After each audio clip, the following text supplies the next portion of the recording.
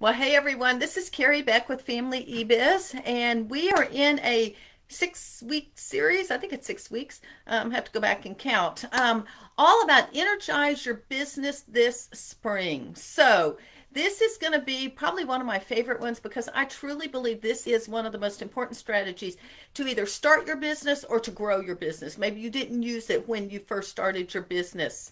But last week we actually talked about a good foundation, knowing your niche, looking at your target audience, getting a logo, getting your URL. Is it a .com, a .net, a .org, a whatever? So if you missed that, go back and watch that, and that will be able to help you make sure that you're on a firm foundation. Today we are talking about what's most important in your business. If you are joining us today, leave a comment and just tell us where you're from and what your favorite thing to do as springtime is. And I'm going to try to pay attention to the comments this time. So let's just dive right in. What is or hey, also leave a comment. I would love to see what people think as far as what they think the most important thing in business is. If you have to start a business, what should you start with? Now, we talked about a firm foundation. Obviously, you need a URL and you need to know what niche you're going to go into. But once you sort of have that foundation, what is the most important thing that you should be paying attention to? Leave a comment, let me know. And if you don't want to do that, tell me your favorite thing to do in the springtime. All right. I will tell you that the most important thing in an online business is not more products. It's not even creating your first product. The most important thing is not a perfect website. No, it isn't. Whatever you think it is, leave a comment. So the most important thing is not social media. Now, social media is a tool, but let's face it, you don't have any control over it. What is the most important thing in your business? Hi, Emmy. I love getting outside and having my windows open. I've been opening my windows every morning because it's cool air. It gets a little warm in the afternoon. Anyway, glad you're here. Thank you. What is the most important thing? It is your list. So let me explain what I mean. When we have a bricks and mortar business, like my husband was a remodeling contractor, the most important asset was not the cash in the bank. The most important asset was we call accounts receivable. If you're not familiar with bookkeeping, those are our customers. Those are the people that are interested in our product. They were our list. Now, it was a pen and paper till we got onto a computer back then. It's the same with an online business. Your email list is the most important aspect. Dealing with it and growing it and nurturing it is the number one thing you can do. And if you ask almost any online marketer that is very successful, they will usually say, I wish I had worked on my email list sooner. I know for me, I wrote in here, I think the description, what would I do differently?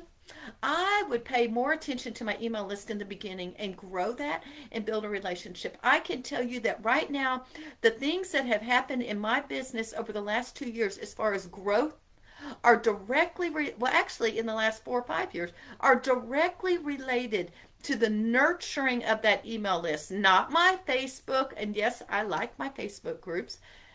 Not my Twitter, not my Instagram and my Pinterest and it isn't that. The thing that has had the biggest impact on my business is my email list.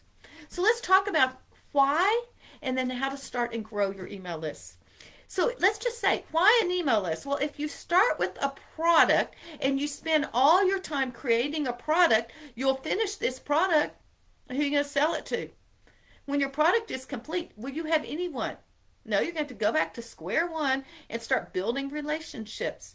If you start with your website, who will see your website when it's all ready? Just putting a product in my store, it's not going to sell. I will tell you right now.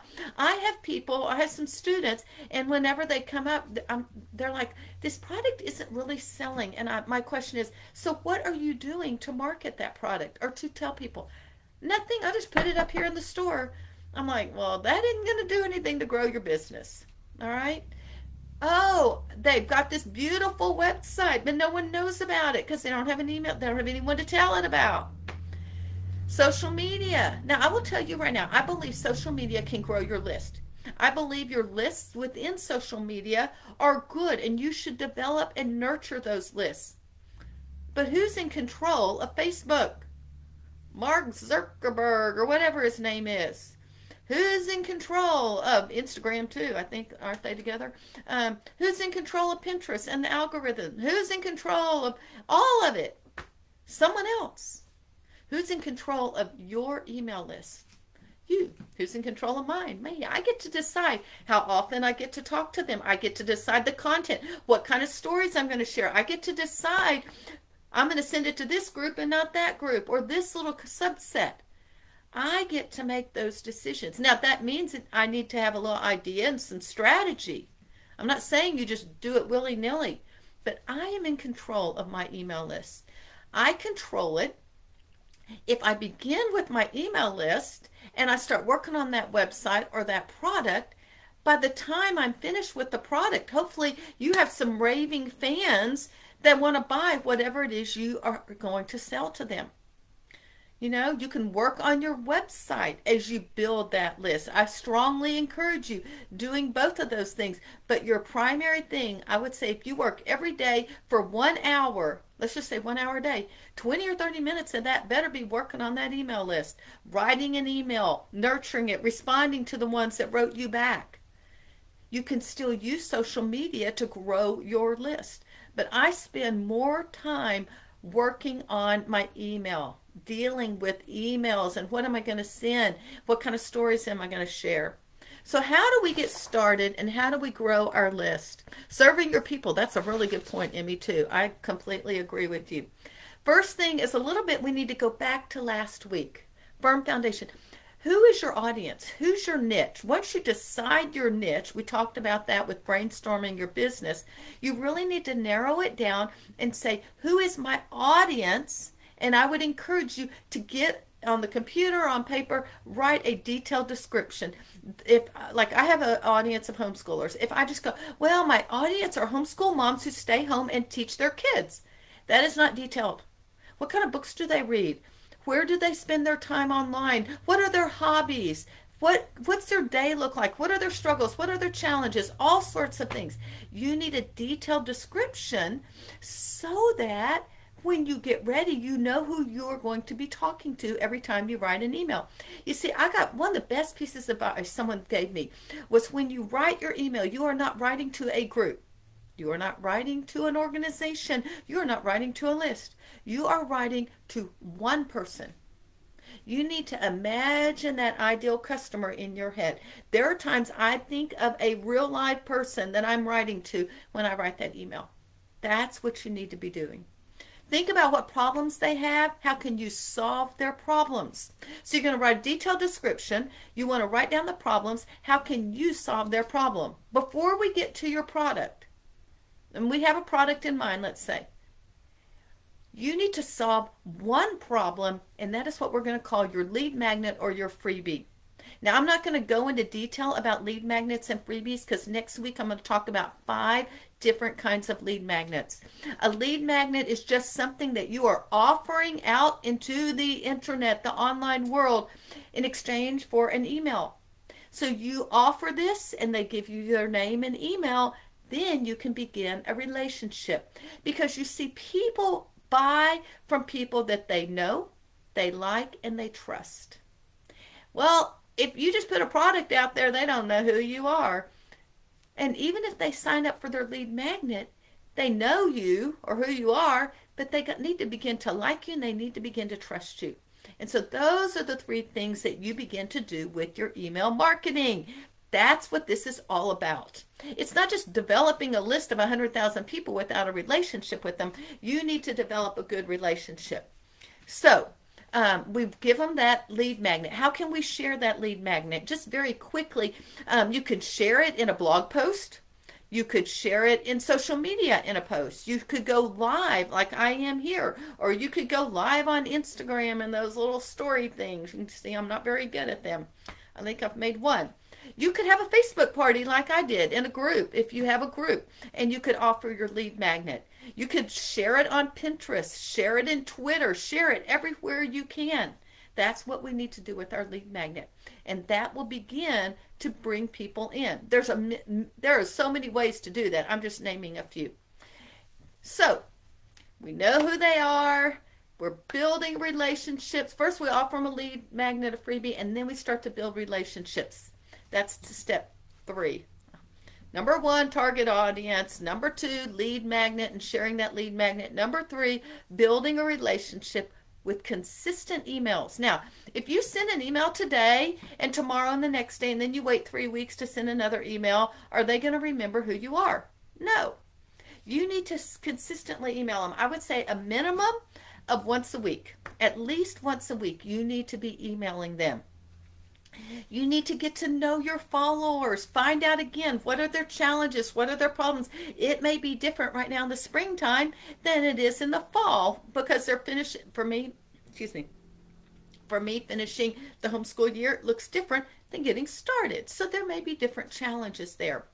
You should share good content at least weekly. All right, through your email. That could be a blog post. It could be a freebie. It could be a video. But once a week, you need to be sharing something. You should be asking them questions in their email so that they will reply to your email. And then I think one of the best things that you can do, depending on how you are, is share personal stories. If you share personal stories, then they are going to relate to you. And I will share a personal story right now. When I was talking to some of my customers in last spring. And the last one, we were talking, and at the very end, she said, "Is that really true about you not being able to sleep at night? And in your email, I saw you wrote that, but I mean, was that really true?" She really sort of hesitated. She thought, maybe I just made up this story to make a point, because the story related to the point that the whole email was about. I said, yeah, it really was. Sometimes I have a hard time sleeping at night and I wake up. And I don't even remember the point right now. I'm just saying that she goes, I have a hard time sleeping at night too. Maybe we are sisters in some way, So you just don't even realize sometimes you share something like that. Now, I've shared my story. I've shared hardships. I've shared wonderful things. I'm going to share later. I can't show it to you because there's too much stuff. This weekend I'm going to be making Easter gardens with my grandkids. I'll be sharing that hopefully. So I do share things. I'm going to tell you that 6 to 8 years ago, I had a hard time letting people inside me. Now I'm not saying we need to share everything. And if what I share is me, it is not personal stories of my children or of Steve or my parents or whomever. It is my personal stories. They may be a part of it, but I'm not sharing what they're dealing with or what they're going through. So I do think it's important that we share personal stories as well. So I truly believe, and if you talk, I'm going to say it again, if you talk to email marketers, I am part of bundles. I will promote a bundle.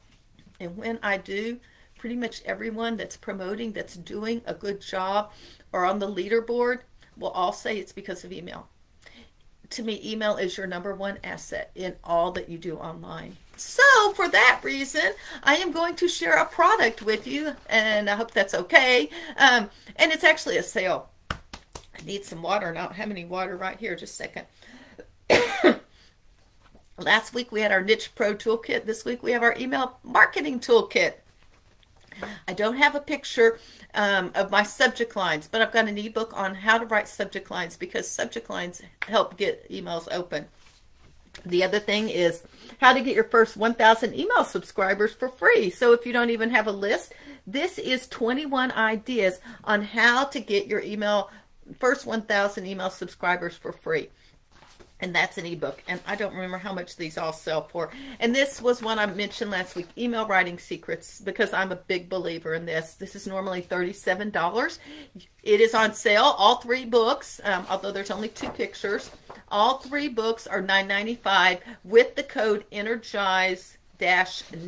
Let me copy the page so that you've got it, because I actually remembered to copy it. I'll put that in the comments. But if y'all have questions about email marketing, please leave them here. I'd be happy to talk to you about it. But these three, I mean, I'm not sitting here trying to sell you anything. I'm just saying if this would help you, it's $9.95. This sells for, I think, 19. They're backwards from where I am. This sells for $19.95. This sells for $37. I think the subject line one sells for $9.95. So you're getting a pretty good deal if that's something that you want. That is available, and actually it'll be available after this video because I forgot to make the coupon. No, I did make the coupon. It is available until midnight tomorrow, Tuesday night. I did make the coupon. And here is the coupon. See if I can type. All right, do y'all have any questions? I'd be happy to answer them. So most important strategy, I truly believe, I know it's not what you're probably thinking, is growing your list, starting a list. If you're just starting out, that is the number one thing you need to be doing. Coming up with that lead magnet. We'll talk about that next week. And then I will also be talking in one of these videos about building your list. So I'll be giving you some more ideas about that. We'll be talking about websites, WordPress, and some other things. But for right now, think about your niche. That was last week. And then think about your target market. That is this week. Think about a lead magnet this week and next week, and then think about building relationships by gaining and growing your email list. It is the number one asset, I think, of any online business. If I didn't have my email list, I don't know, I would not be making any money hardly. So, all right, any questions? Nope. All right, thank y'all so much for spending time with me. I am Carrie Beck with Family eBiz. Y'all have a great day.